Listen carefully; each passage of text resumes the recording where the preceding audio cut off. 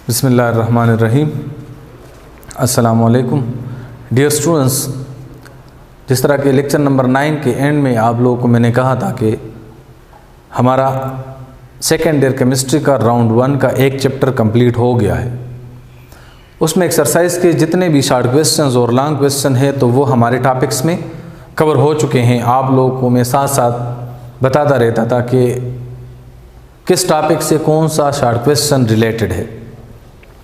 अब हम second year chemistry का राउंड 1 का सेकंड चैप्टर पढ़ेंगे, चैप्टर नंबर 16। तो इस तरह हमारा फर्स्ट चैप्टर जो था चैप्टर नंबर 15, उसके 9 लेक्चर थे। तो आज का जो हमारा लेक्चर है वो लेक्चर नंबर 10 है, जो कि चैप्टर नंबर 16 का फर्स्ट लेक्चर है। लेकिन ओवरऑल अगर हम पूरे राउंड को देखें तो उसमें लेक्चर नंबर 10।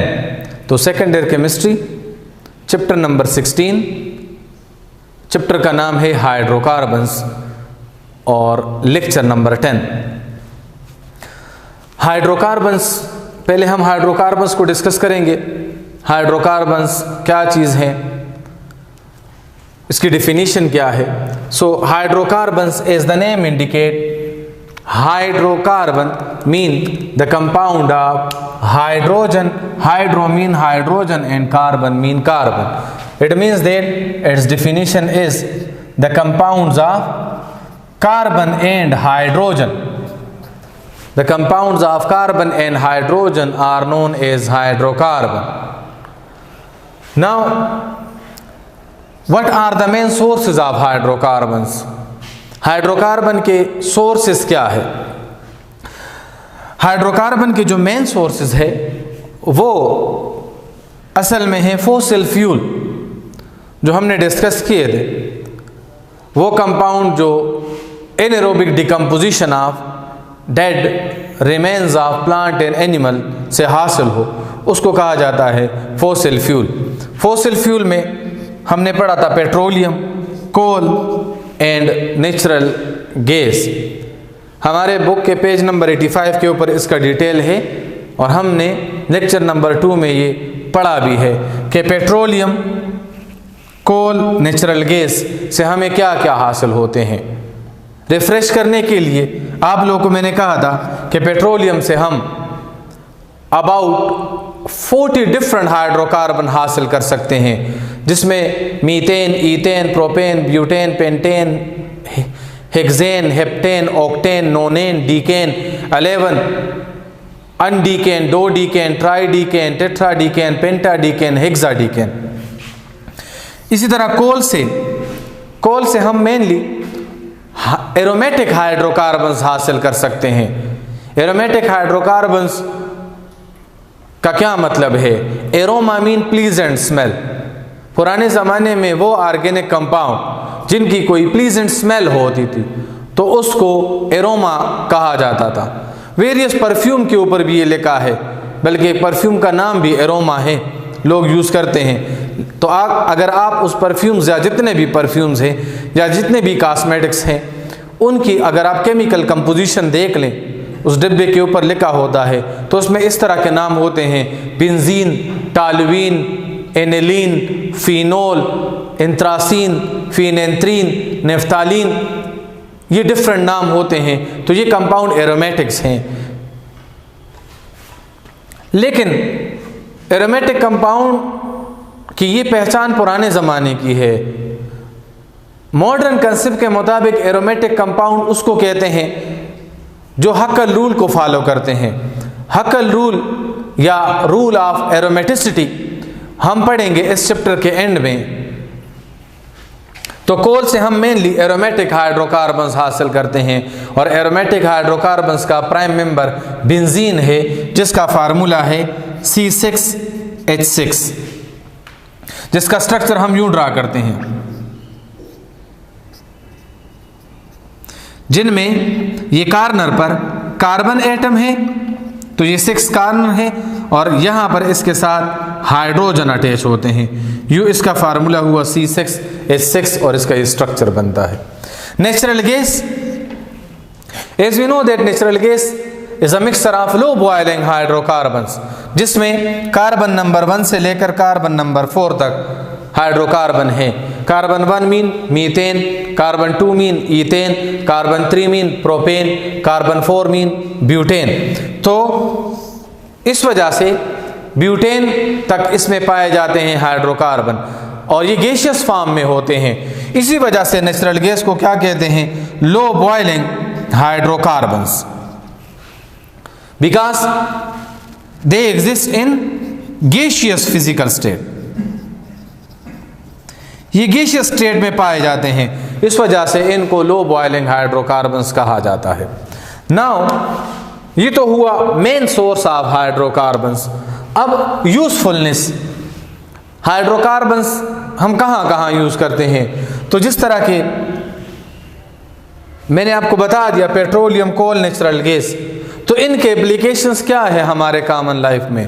पेट्रोलियम से हम वेरियस फ्रैक्शन हासिल करते हैं, जिनमें एलपीजी, लिक्विफाइड पेट्रोलियम गैस, इसी तरह जो हम घरों में यूज़ करते हैं सिलेंडर एलपीजी के, इसी तरह पेट्रोल, डीजल, केरोसिन आए। तो इसका मतलब ये हुआ, और कोल का तो हमें पता है, नेचुरल गैस भी हम बर्निंग पर्पस के लिए अमूमन यूज़ करते हैं, कोल भी और पेट्रोलियम भी। तो मेन सोर्स इसका क्या है?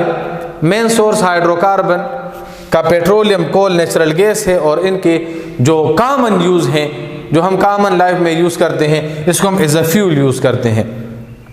फ्यूल किस चीज़ को कहते हैं?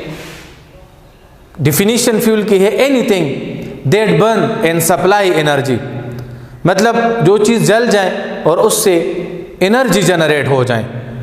जब हम इस हाइड्रोकार्बन की एरोबिक डिकम्पोजिशन करते हैं, in the presence of oxygen इसको जलाते हैं, जिसको हम कंबस्शन कहते हैं। तो कंबस्शन के नतीजे में इन फ्यूल से क्या प्रोड्यूस होता है? इससे प्रोड्यूस होता है carbon dioxide, water and energy. ये जो हाइड्रोकार्बन है, इनकी एरोबिक डिकम्पोजिशन,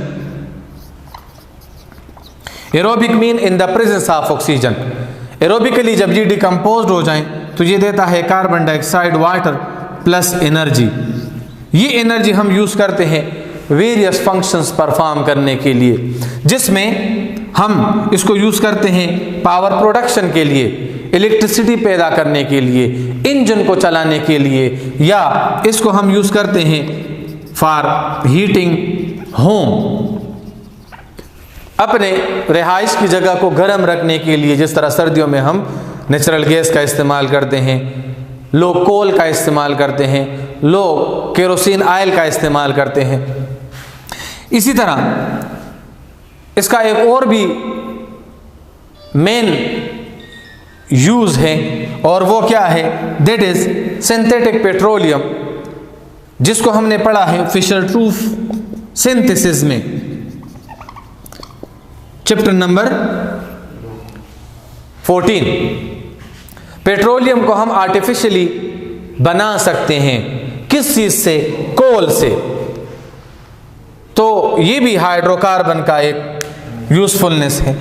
इसी तरह हम इससे एरोमेटिक कंपाउंड हासिल करते हैं। एरोमेटिक कंपाउंड हम वेरियस परफ्यूम, कॉस्मेटिक्स वगैरह में यूज़ करते हैं। इसी तरह हम इससे वैक्स हासिल करते हैं।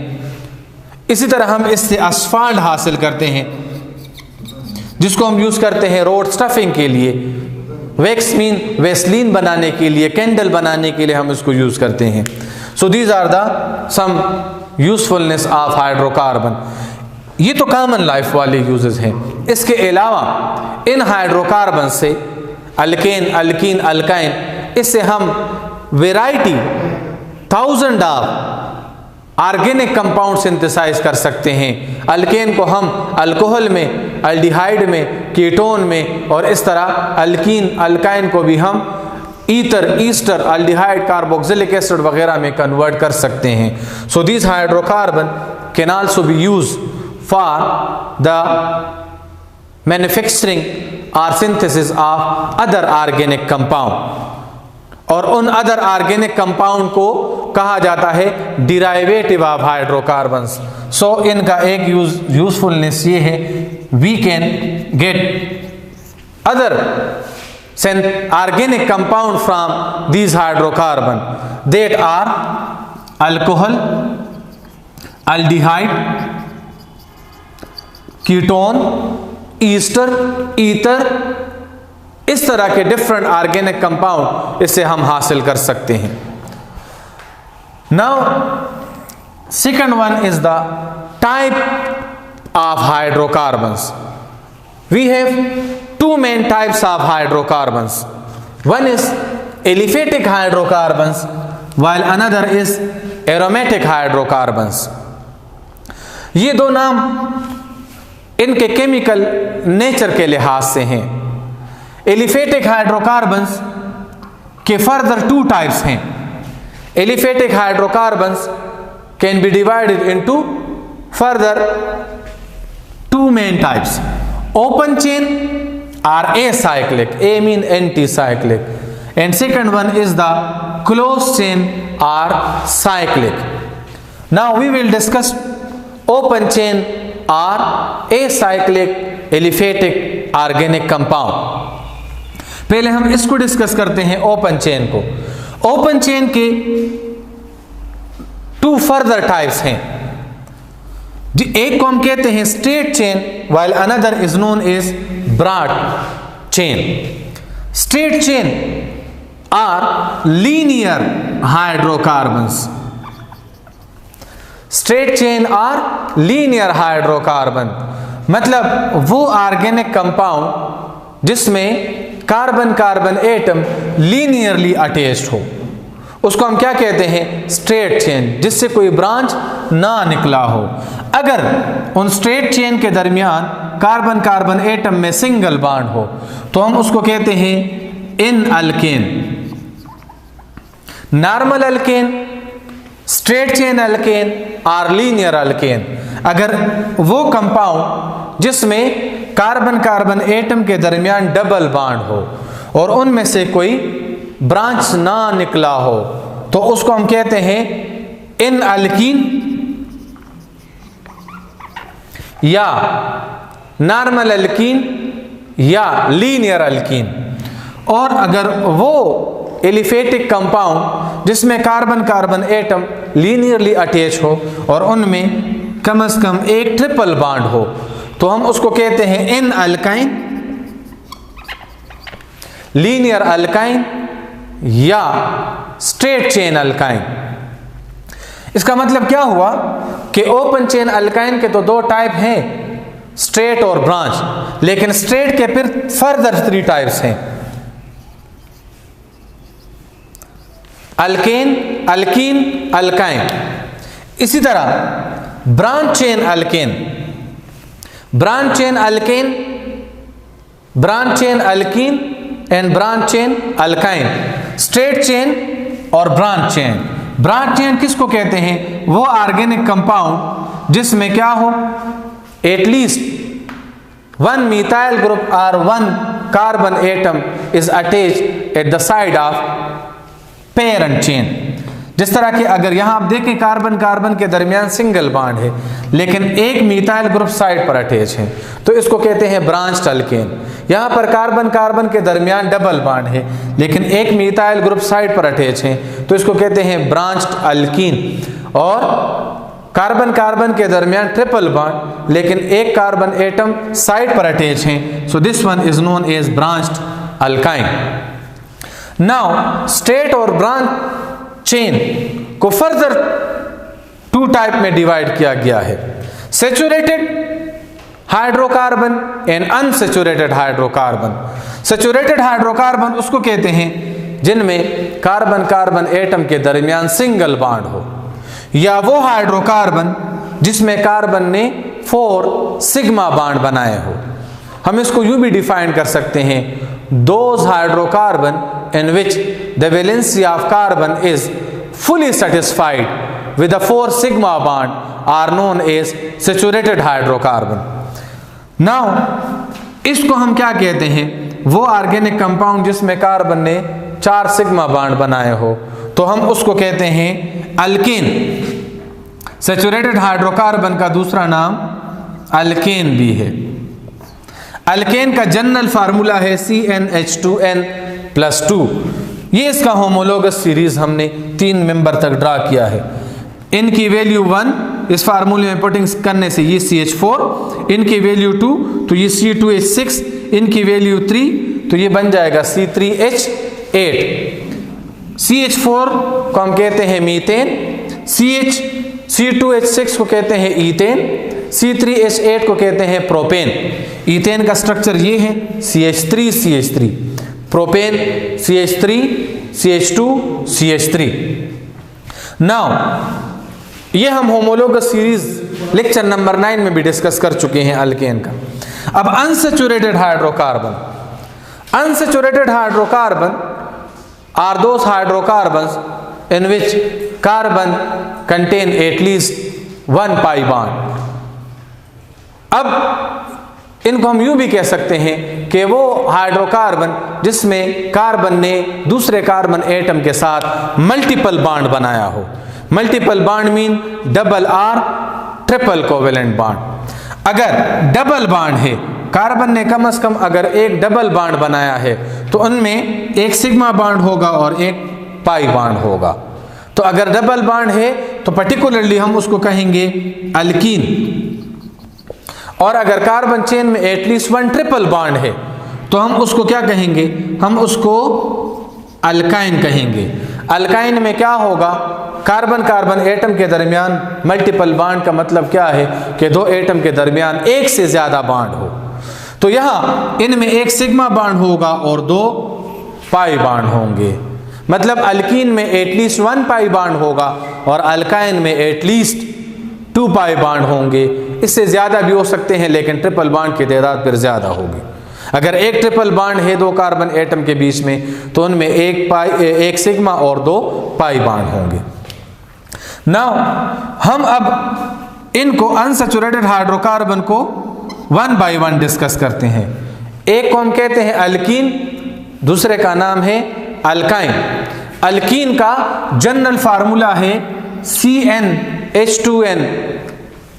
अगर इस फार्मूले में हम पुटिंग करें तो कार्बन एटम की तादाद अल्कीन स्टार्ट होते हैं N2 से। N1 से इसलिए स्टार्ट नहीं होते क्योंकि इसमें एक कार्बन होता है N1 में और N2 में 2 कार्बन होंगे और एक कार्बन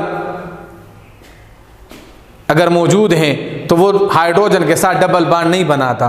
तो अल्कीन का पहला मेंबर है ईथीन, सेकंड मेंबर है प्रोपीन एंड थर्ड मेंबर है प्रोपीन और फोर्थ मेंबर है पेंटीन।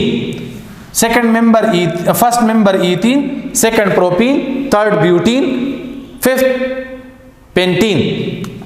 जिस तरह के अगर डबल बॉन्ड आता है तो ANE रिप्लेस होगा बाय ENE। अब ईथीन का स्ट्रक्चर यूं बनेगा CH2 double bond CH2, propene का CH2 double bond CH3, butene का CH2 double bond CH2 CH3 और पेंटीन का CH2 double bond CH2 CH2 CH3। Now ये तो अल्कीन हमने डिस्कस कर लिया है। अल्कीन का जनरल फार्मूला है CnH2n और n की वैल्यू पुट करने से हमारे पास ईथीन, प्रोपीन, ब्यूटीन, पेंटीन बनेंगे। अगर कार्बन कार्बन एटम के दरमियान सिंगल बॉन्ड है तो एंड में हम ANE लगाएंगे। जिस तरह हम देखते हैं methane, ethane, propane, butane, pentane. अगर कार्बन कार्बन एटम के दरमियान डबल बॉन्ड है, एटलीस्ट 1 डबल बॉन्ड है तो ENE लगाएंगे। 2 कार्बन हो तो ईथीन, 3 हो तो propene, butene, pentene, hexene, heptene, octene, nonene, decene. ये हो गया अनसैचुरेटेड हाइड्रोकार्बन में अल्कीन। अल्कीन के बाद हम अल्काइन को डिस्कस करते हैं। अल्काइन